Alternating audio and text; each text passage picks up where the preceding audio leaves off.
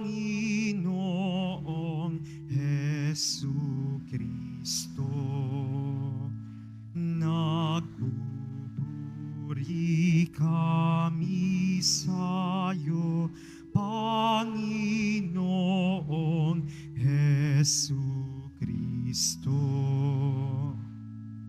Mapalad ang nag-iingat sa kanyang pusong matapat ng salitang nagbubuhat sa poong Diyos ng liwanag, sa tiyagaan ning ganap. Nagpupuri kami sa'yo, Panginoong Hesukristo. Sumainyo ang Panginoon. At sumaiyo rin. Ang mabuting balita ng Panginoon ayon kay San Juan. Papuri sa iyo, Panginoon.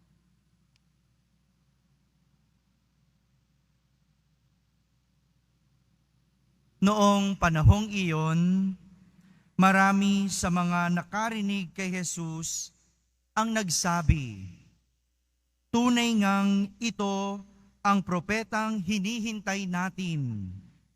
Ito nga ang Mesiyas." Sabi ng iba. Ngunit sumagot naman ang iba pa, "Maaari bang magmula sa Galilea ang Mesiyas? Hindi ba sinabi ng kasulatan na magmumula ang Mesiyas sa lipi ni David at sa Bethlehem na bayan ni David ipanganganak?" Magkakaiba ang palagay ng mga tao tungkol sa kanya. Ibig ng ilan na dakpin siya, ngunit wala namang nangahas humuli sa kanya. Ang mga kawal na bantay sa templo ay nagbalik sa mga punong saserdote at sa mga pariseyo. "Bakit hindi ninyo siya dinala rito?" tanong nila sa mga bantay. Sumagot sila, "Wala pa pong nagsalita ng gaya niya." "Kayo man ba'y nalinlang din?" tanong ng mga pariseyo. Meron bang pinuno o pariseyong naniniwala sa kanya? Wala. Mga tao lamang ang walang nalalaman sa kautusan ang naniniwala sa kanya. Mga sinumpa. Isa sa mga naroon ay si Nicodemo, na nagsadya kay Jesus nung una. Tinanong niya sila, "Labag sa ating kautusan na hatulan ang isang tao nang hindi muna nililitis at iniaalam kung ano ang kanyang ginawa, hindi ba?" Sumagot sila, "Ikaw ba'y taga Galilea rin? Magsaliksik ka't makikita mo na walang propetang magmumula sa Galilea." At umuwi na ang bawat isa. Mga kapatid, ang mabuting balita ng Panginoon. Pinupuri ka namin, Panginoong Hesukristo. Magsiupo muna po ang lahat. Kung ano ang inilalagay sa isip, siyang pinaniniwalaang pilit. Kung ano ang inilalagay sa isip, siyang pinaniniwalaang pilit. Magandang umaga po sa inyong lahat. Ito po ang nais ipabatid ng ating mga pagbasa sa araw na ito. Gaya na lang ng kwento ni Jeremias sa ating unang pagbasa. Narinig natin yung panalangin ni Jeremias. Ba't ba siya nagdadasal? Ba't ba siya nananalangin? Ang mga saserdote at ang mga tao ay galit na galit at nais patayin si Propeta Jeremias dahil pinangangaralan sila tungkol sa kanilang masasamang ginagawa. Pinagsasabihan sila na magbago at magbalik loob sa Diyos at huwag nang sumamba sa mga Diyos-Diyosan. Masama po ba yon? Hello? Masama bang mangaral? Masama bang magsabi na mali ang ginagawa mo? Ba't ka nagagalit kapag tinatama ka? Ba't sumasama loob mo pag sinasabihan kang mali yan? Ba't ka nagtatampo kapag kinokorek ang ginagawa mo? Ganyan. Ganyan ang pakiramdam ng mga tao at saserdote na pinangangaralan ni Propeta Jeremias. At sa kanilang galit, nais nila siyang patayin. Grabe, no? Ngunit, ayaw pakinggan ng mga tao at mga saserdote si Propeta Jeremias dahil para sa kanila, siya ay isang bulaang propeta.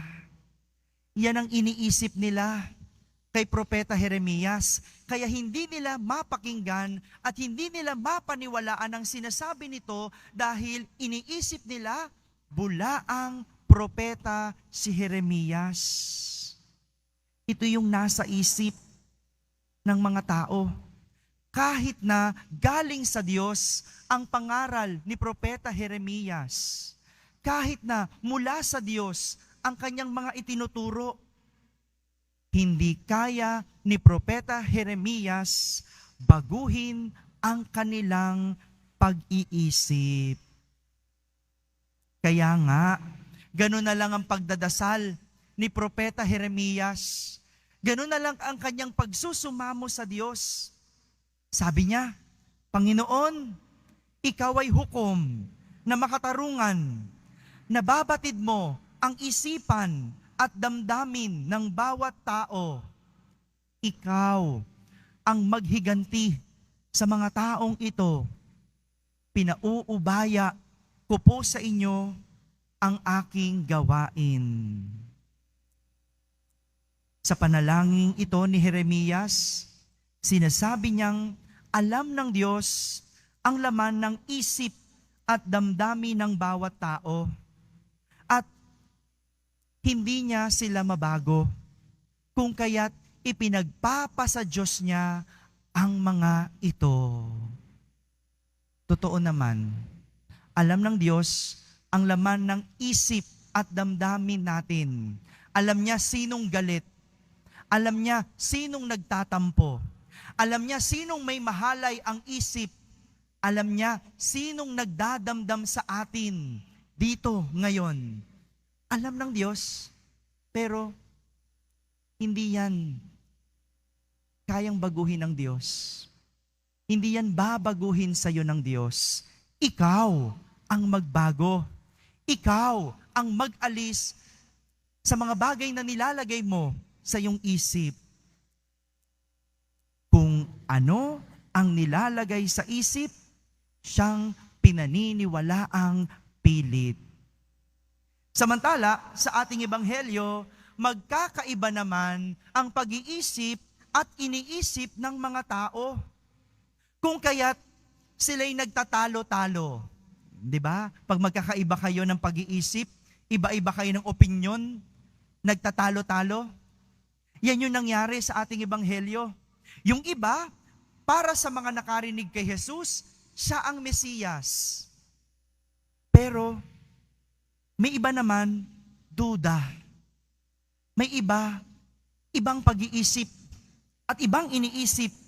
Kaya nga ang tanong nila, maaari bang magmula sa Galilea ang isang Mesiyas? Hindi ba sinabi sa kasulatan na magmumula ang Mesiyas sa lipi ni David at sa Bethlehem na bayan ni David ipanganganak. Ang hindi nila alam, si Jesus ay ipinanganak sa Bethlehem. Ang hindi nila alam, si Jesus, ang kanyang ama na si San Jose, ay mula sa lipi ni Haring David. Hindi nila alam yon. Wala sa isip nila yon. Pero ang mga Pariseyo, kumbinsido na hindi si Jesus ang Mesiyas. Mabuti na lang, andoon sa pangyayari si Nicodemo, na bago nangyari yon, nakatagpo niya si Jesus. Kaya naman, ang depensa ni Nicodemo para kay Jesus, labag sa ating kautusan ang hatulan ang isang tao nang di muna nililitis at inaalam kung ano ang kanyang ginagawa. Sadya namang hindi makahahatol ayon lamang sa kung ano ang iniisip ng isang tao. Kaya hindi mo pwedeng sabihing masungit ang isang tao dahil hindi lang umiimik. Ganyan tayo di ba? Hindi ka lang inimik, ang sungit. Baka naman may pinagdadaanan lang. Di ba? Baka naman hindi ka lang napansin. Hindi mo rin pwedeng sabihing strikto ang isang taong nangangaral. Baka naman nagmamalasakit lang sa'yo. Baka naman ginagabayan ka lang. No? Huwag mong gawin yan. Masama yan. Hindi pagiging strikto. Alisin mo sa isip mo yun. At hindi rin naman tama na paratangang madamot ang isang taong hindi nagbigay. Baka naman nadala na sa'yo. Tuwing magbibigay sa'yo, makikita ka pagtapos nasa sugalan. Binibigyan ka pero lagi kang lasing. O kaya, baka kaya ayaw ka ng bigyan kasi hindi ka marunong magbayad.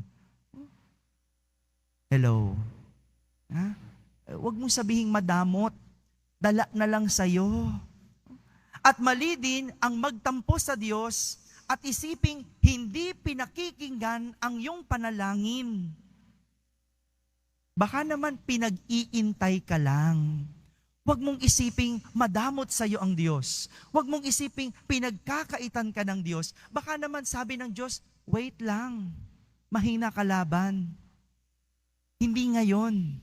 Baka sa isang araw, baka sa isang taon, maghintay ka lang. Kaya nga, ang sabi ni Nicodemo, kailangan munang litisin. Anong ibig sabihin pag nililitis? Inaalam yung bawat panig. Hindi lang yung nalalaman mo. Alamin mo ang bawat panig. Sa ibang salita, kilalanin, alamin, kilatisin. Dahil hindi mo mahuhusgahan ng tama ayon lamang sa iyong iniisip at paniniwala. Alamin mo kung anong nilalagay sa isip, siyang pinaniniwala ang pilit. Minsan ganyan tayo. Iniisip natin, hindi natin kaya. Iniisip natin, mahina tayo. Iniisip natin, kawawa tayo. Bakit yan ang nilalagay mo sa isip mo? Sa halip, isipin mo, kaya mo. Sa halip, isipin mo, malakas ako. Sa halip, isipin mo, gagaling ako. Isipin mo, mapagtatagumpayan ko ito. Dahil kung anong iyong ilagay sa isip, siyang paniniwalaan mong pilit.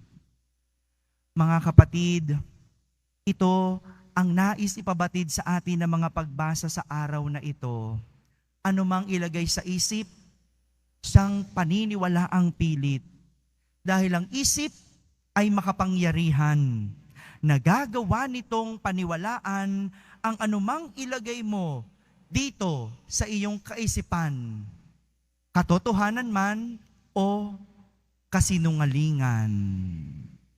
Amen. Amen.